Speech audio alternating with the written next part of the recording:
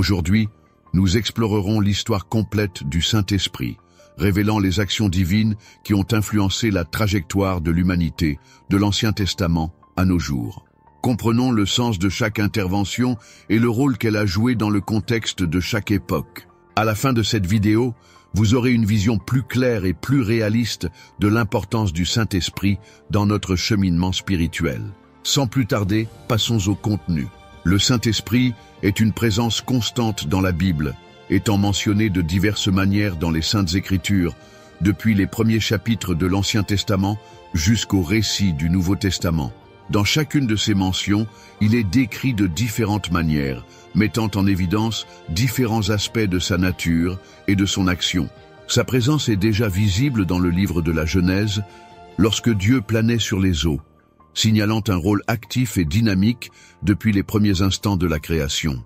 Il est fascinant de constater que, même avant la révélation explicite du Saint-Esprit comme entité divine, sa présence se faisait déjà sentir, agissant dans la formation de l'univers. Dans Genèse chapitre 1, verset 2, la Bible dit « La terre était informe et vide. Il y avait des ténèbres à la surface de l'abîme, et l'Esprit de Dieu planait au-dessus des eaux. » À l'aube de l'univers, Dieu modela Adam de ses propres mains, le formant à partir de la terre et lui insuffla le souffle de vie. L'image de Dieu a été soigneusement imprimée sur Adam, non seulement dans sa forme physique, mais aussi dans son âme et son esprit.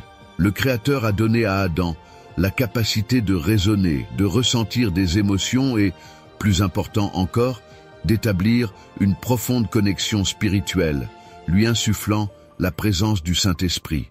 De cette manière, Adam est devenu un être tripartite, reflétant la divine Trinité. Cependant, l'histoire de la création fut bientôt éclipsée par la désobéissance. Le jardin, qui avait été béni par la présence directe de Dieu, devint le théâtre du choix fatidique d'Adam.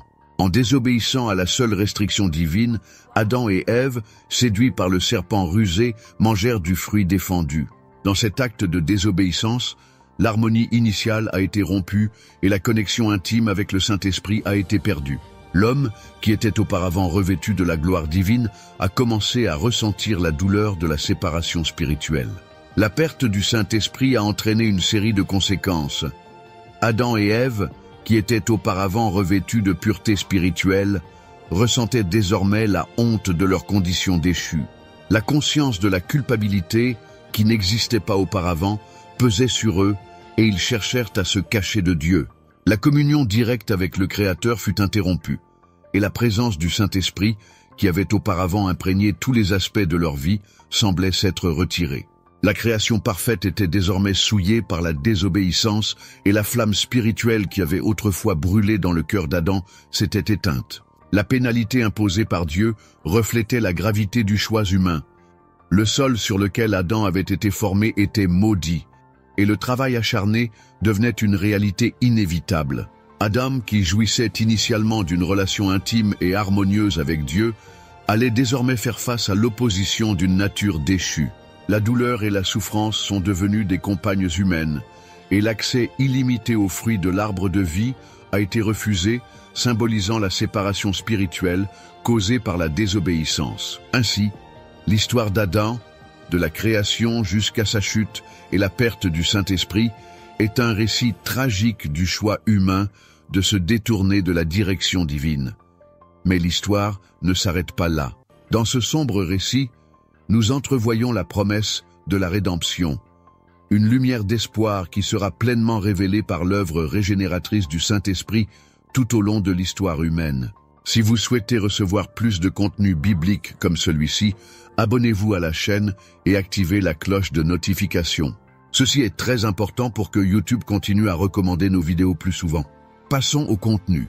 Dans la Bible, l'expression « Esprit du Seigneur » apparaît fréquemment dans l'Ancien Testament, indiquant la manifestation directe de Dieu agissant parmi les hommes.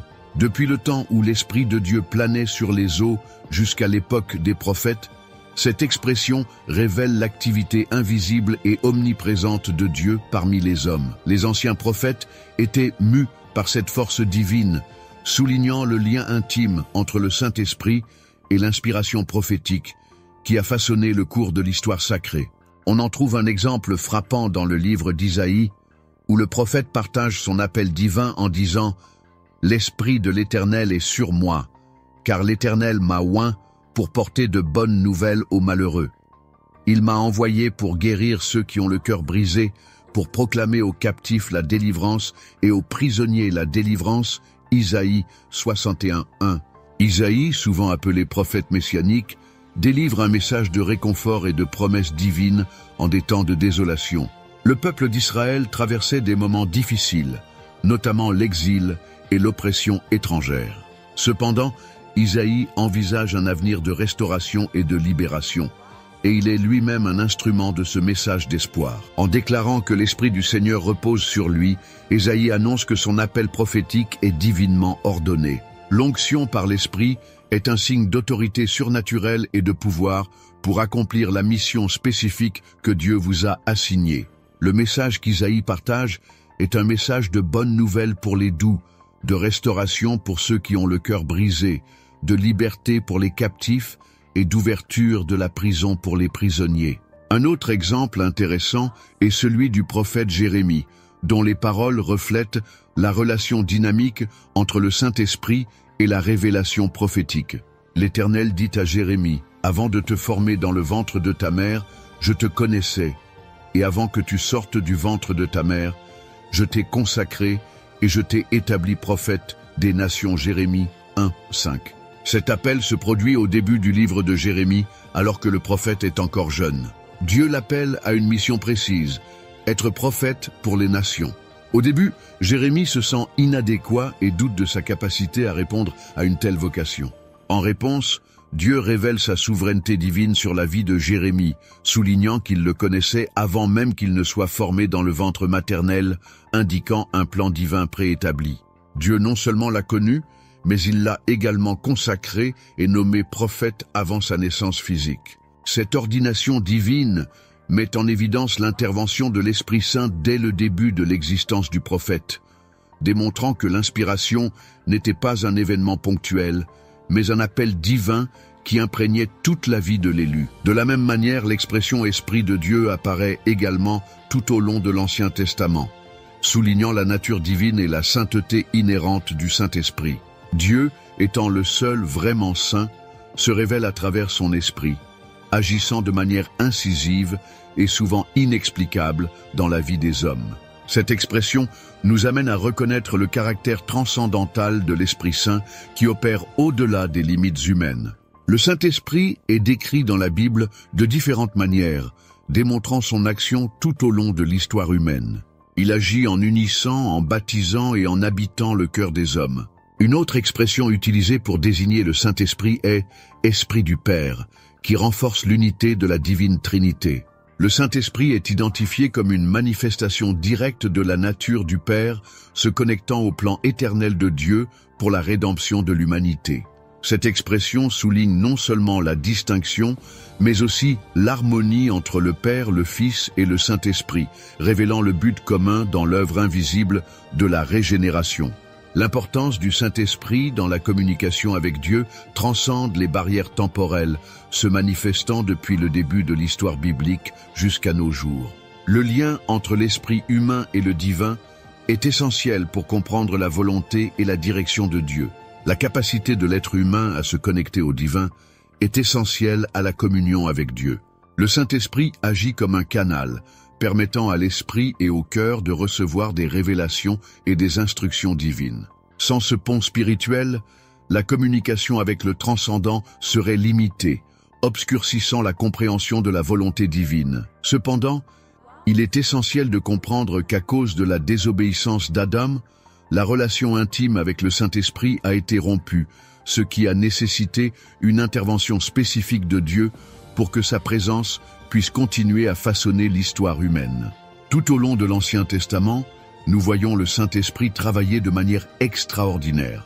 En plus de nommer et de déplacer des prophètes, le Saint-Esprit a donné du pouvoir à de nombreux dirigeants, et l'histoire de Moïse illustre de manière vivante l'importance du Saint-Esprit dans la communication avec Dieu. Lorsque Dieu s'est révélé à Moïse à travers le buisson ardent, la présence du Saint-Esprit était déjà sur lui.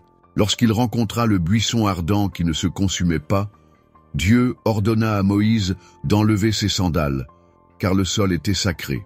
Lors de cette rencontre extraordinaire, Dieu a révélé son plan pour libérer les Israélites de l'oppression en Égypte. Face à cette grande tâche, Moïse s'interroge sur ses capacités. Dieu, devant son hésitation, lui assura que sa présence serait avec lui, en disant « Je serai avec toi, et voici le signe que je t'ai envoyé. Quand tu auras fait sortir d'Égypte le peuple, tu serviras Dieu sur cette montagne. » Exode 3:12. Nous voyons ici la promesse divine de la présence constante du Saint-Esprit, donnant à Moïse le pouvoir d'accomplir sa mission de leadership. Au fur et à mesure que le récit se déroule, le Saint-Esprit agit puissamment sur Moïse. Lors des rencontres avec Pharaon, Dieu a manifesté sa souveraineté à travers Moïse, défiant le chef égyptien avec des signes et des prodiges. Dans les moments critiques, comme la traversée de la mer Rouge, l'Esprit du Seigneur était visiblement présent, ouvrant un chemin miraculeux pour la délivrance des Israélites. Le point culminant de cette relation intime entre Moïse et le Saint-Esprit s'est produit lors du don des 10 commandements. Moïse a gravi le mont Sinaï, où il est resté en communion directe avec Dieu pendant 40 jours et 40 nuits. Lorsqu'il descendit de la montagne, son visage resplendit d'une telle manière que le peuple fut terrifié devant la manifestation de la gloire divine. Sans le Saint-Esprit, la tâche monumentale de conduire une nation vers la liberté aurait été impossible. L'histoire continue avec Josué, le successeur de Moïse, dont la trajectoire met également en évidence le rôle du Saint-Esprit dans la conduite et la direction divine du peuple d'Israël. Après la mort de Moïse, Dieu a choisi Josué pour conduire les Israélites vers la terre promise, une tâche pleine de grands défis et de responsabilités. Le Saint-Esprit, qui était déjà sur Moïse, fut transmis à Josué, poursuivant la relation dynamique entre Dieu et ses dirigeants choisis. Avant d'entrer dans la terre promise, Josué a reçu une promesse claire de la présence divine.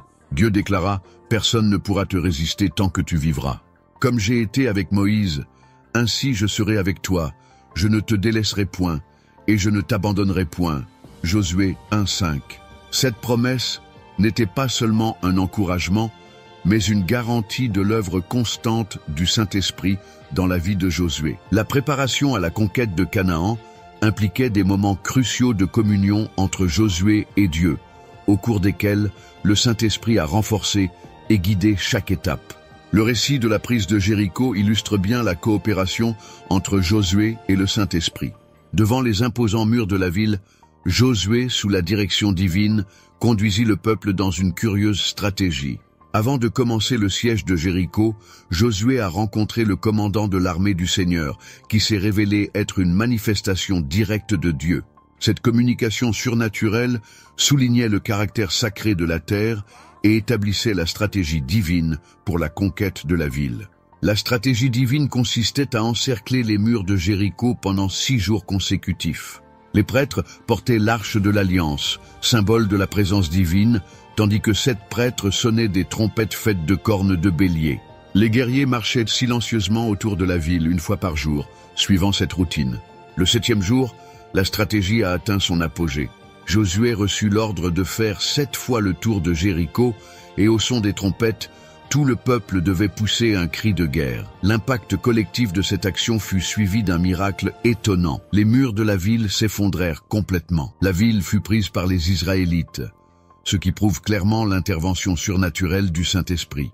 Cette stratégie ne reposait pas sur la force militaire, mais sur la confiance dans la direction du Saint-Esprit. L'histoire de la prise de Jéricho devient un jalon de l'intervention divine dans l'histoire d'Israël, démontrant comment le leadership humain, lorsqu'il est aligné sur la volonté de Dieu, peut accomplir des exploits au-delà de la compréhension humaine. Une autre histoire remarquable est celle de Gédéon, qui illustre puissamment l'œuvre du Saint-Esprit dans la vie d'un dirigeant choisi par Dieu. Gédéon fut appelé pour délivrer les Israélites de l'oppression des Madianites. L'épisode commence avec un ange du Seigneur apparaissant à Gédéon alors qu'il battait du blé dans un pressoir, essayant de le cacher de ses ennemis. L'ange salua Gédéon, l'appelant un vaillant guerrier. Une salutation qui contrastait avec la situation difficile à laquelle les Israélites était confronté à ce moment-là.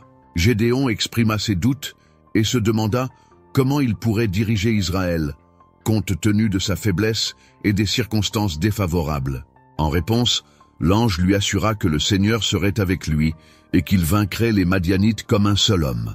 La présence et la promesse du Saint-Esprit étaient étroitement liées à l'appel de Gédéon à conduire Israël à la victoire. Le Saint-Esprit s'est manifesté d'une manière unique et puissante lorsque Gédéon a demandé des signes pour confirmer la volonté divine. Tout d'abord, Gédéon demanda à l'ange d'attendre pendant qu'il préparait une offrande. Ce geste représentait sa recherche d'une confirmation divine, d'un signe tangible que Dieu accepterait son offrande. Lorsque Gédéon eut présenté le présent, l'ange de l'Éternel étendit le bâton qu'il tenait et toucha la viande et le pain sans levain qu'il avait préparé. Aussitôt, le feu s'éleva du rocher et consuma l'offrande. Cet événement extraordinaire fut un signe clair que Dieu avait accepté l'offrande de Gédéon et était présent à son appel. Cherchant toujours à s'assurer de la volonté de Dieu, Gédéon demanda un signe contraire. Il demanda que le lendemain matin, le sol autour de la toison qu'il avait déposée sur le sol soit couvert de rosée, tandis que la toison elle-même resterait sèche. Dieu, avec patience et grâce, a répondu à cette demande spécifique, confirmant à nouveau sa volonté à travers ce signe miraculeux. Ces signes ont non seulement renforcé la foi de Gédéon, mais ont également démontré l'interaction unique entre le divin et l'humain. De plus, ces événements préparèrent Gédéon aux événements à venir, lorsqu'il dirigerait les Israélites avec une confiance renouvelée dans la puissance divine fournie par le Saint-Esprit.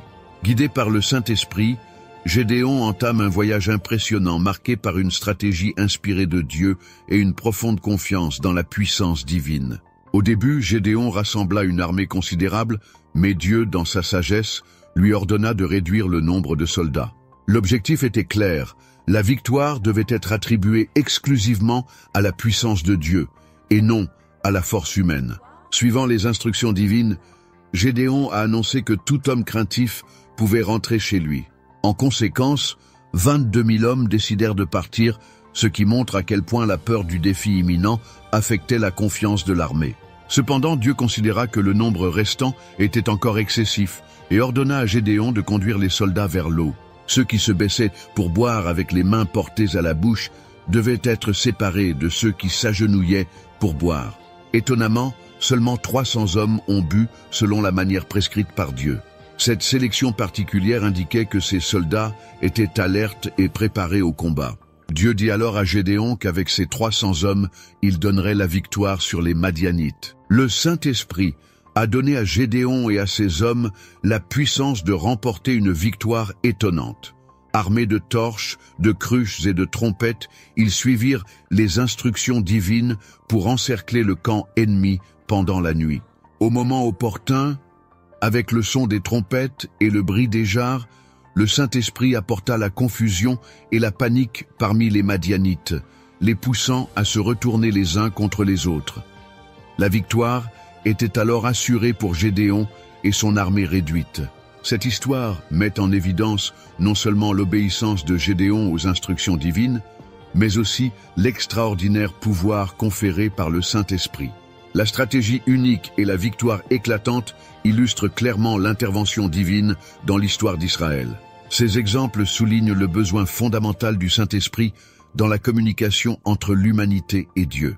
Le lien spirituel établi et renforcé par le divin est essentiel pour comprendre la volonté divine, interpréter ses desseins et obtenir des conseils sur les chemins de la vie. Cette communication intime, facilitée par le Saint-Esprit, est un témoignage continu de la grâce de Dieu et de sa volonté d'entretenir une relation personnelle avec ses enfants.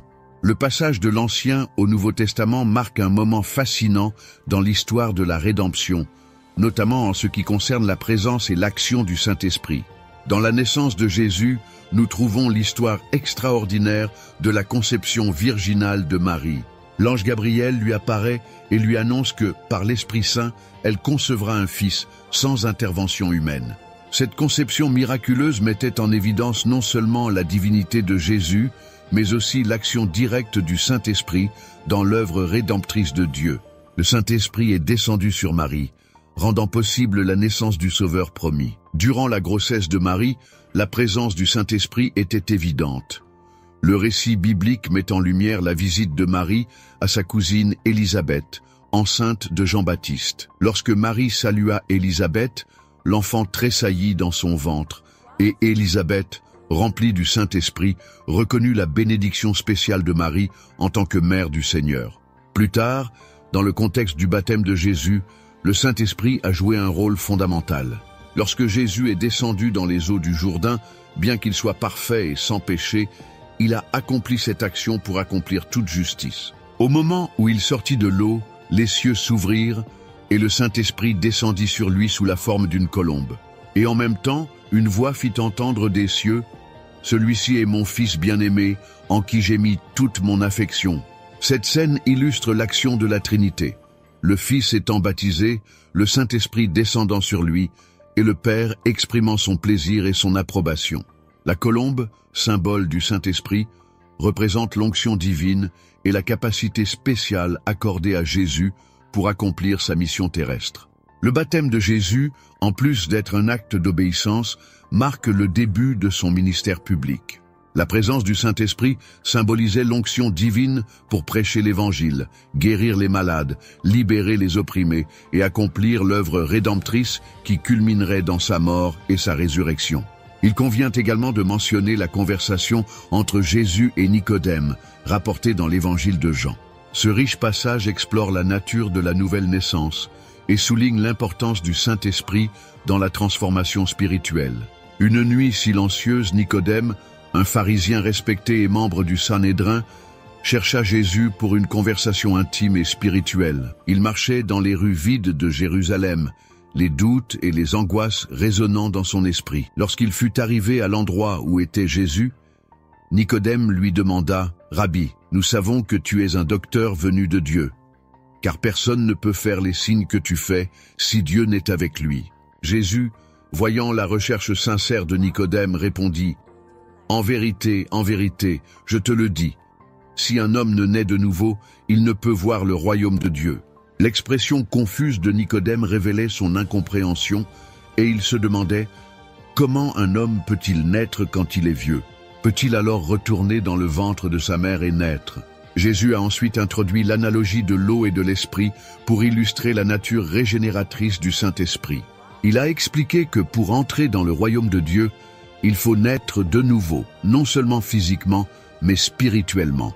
L'eau symbolise la purification et la régénération, tandis que l'esprit représente l'œuvre transformatrice de Dieu. Jésus a expliqué que la naissance spirituelle est une œuvre de l'esprit, et non quelque chose obtenu par des efforts humains.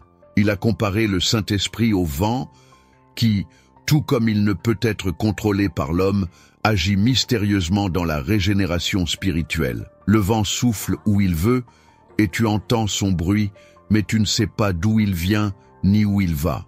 Jésus a souligné que ceux qui sont nés du Saint-Esprit sont comme le vent, imprévisibles et invisibles, mais puissants et transformateurs. Tout au long de la conversation, il a souligné que sa mission n'était pas de condamner le monde, mais de sauver l'humanité. Jésus a souligné l'amour de Dieu en envoyant son Fils comme offre de salut accessible par la foi en lui. Le Saint-Esprit, en tant qu'agent divin, a un rôle essentiel pour révéler la vérité et convaincre les gens de leurs besoins spirituels. Plus tard, avant son ascension, Jésus fit une promesse qui apporterait réconfort et espoir au cœur de ses disciples. La venue du Consolateur, le Saint-Esprit. Cette promesse a été faite dans les derniers instants de son voyage terrestre, lors de la dernière scène. Sachant que son temps sur terre touchait à sa fin, Jésus chercha à préparer le cœur de ses disciples à ce qui allait arriver. Il a promis d'envoyer le Consolateur pour être avec eux et en eux. Cette promesse a constitué la base de la poursuite de la mission divine sur terre. En parlant du Consolateur, Jésus explique sa fonction vitale. Il sera l'avocat, le paraclet, celui qui viendra aux côtés des disciples pour les fortifier, les guider et les réconforter. Cette promesse ne se limitait pas au moment présent, mais s'étendait à tous ceux qui croiraient en Jésus au cours des siècles. Même si Jésus était sur le point de partir physiquement, il a promis d'envoyer le Saint-Esprit pour demeurer avec et en les croyants. Dans ce contexte historique, les disciples étaient confrontés à la perspective de perdre la présence physique de Jésus, ce qui générait incertitude et tristesse. Cependant, Jésus lui a indiqué un avenir plein d'espérance dans lequel le Consolateur viendrait combler son absence physique. Le Saint-Esprit ne serait pas limité par le temps ou l'espace. Il serait présent partout et à tout moment, guidant l'Église émergente. Le changement dans la manifestation du Saint-Esprit après la mort et la résurrection de Jésus a été une étape cruciale dans l'histoire de la rédemption. L'Esprit, qui avait auparavant agi spécifiquement sur des individus choisis, était désormais plus largement disponible pour tous ceux qui croient en Christ. Cette promesse s'est accomplie de manière spectaculaire le jour de la Pentecôte, lorsque l'Esprit est descendu sur les disciples rassemblés, les dotant d'une puissance extraordinaire. Ce qui était autrefois une congrégation craintive est devenu une force puissante, prête à porter le message de Jésus. La promesse du Consolateur résonne encore aujourd'hui, offrant réconfort et conseil à tous ceux qui suivent la foi chrétienne. Le Saint-Esprit continue d'agir comme guide, consolateur et fortifiant, accomplissant ainsi la promesse faite par Jésus. Cette transformation a non seulement façonné les premiers jours de l'Église, mais continue d'être une source d'encouragement pour tous ceux qui recherchent la présence divine dans leur vie. Le changement dans la manifestation de l'Esprit se reflétait également dans la diversité des dons accordés aux croyants. À partir de ce moment, la présence du Saint-Esprit n'était plus limitée à une personne spécifique ou à un dirigeant désigné, mais tous les croyants étaient dotés de dons différents pour l'édification de l'Église et l'expansion de l'Évangile.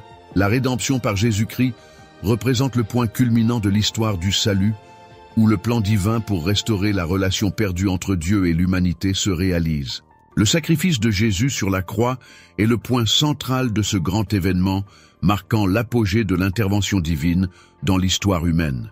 La Bible, en particulier les évangiles, détaille ces moments en détail. Les événements qui ont conduit à la crucifixion et à la résurrection de Jésus révèlent la profondeur de l'amour rédempteur de Dieu.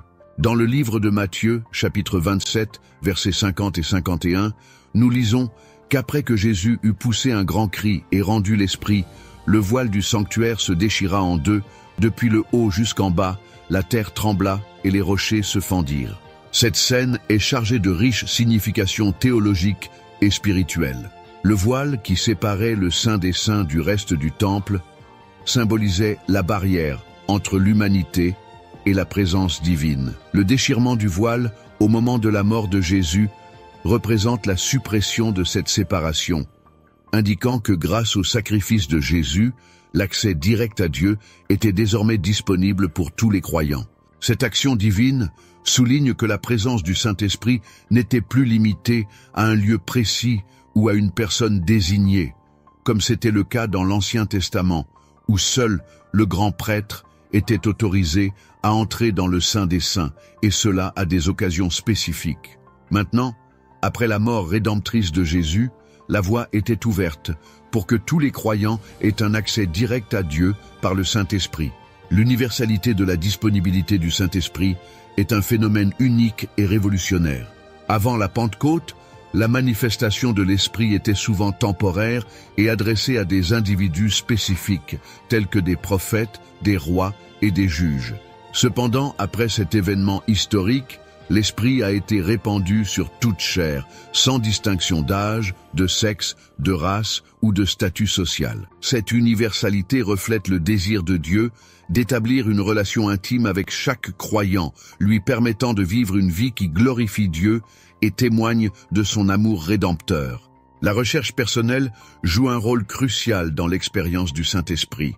Bien que l'Esprit soit accessible à tous, la profondeur de la communion et l'impact transformateur sur la vie de chaque personne dépendent de l'ouverture et du désir personnel.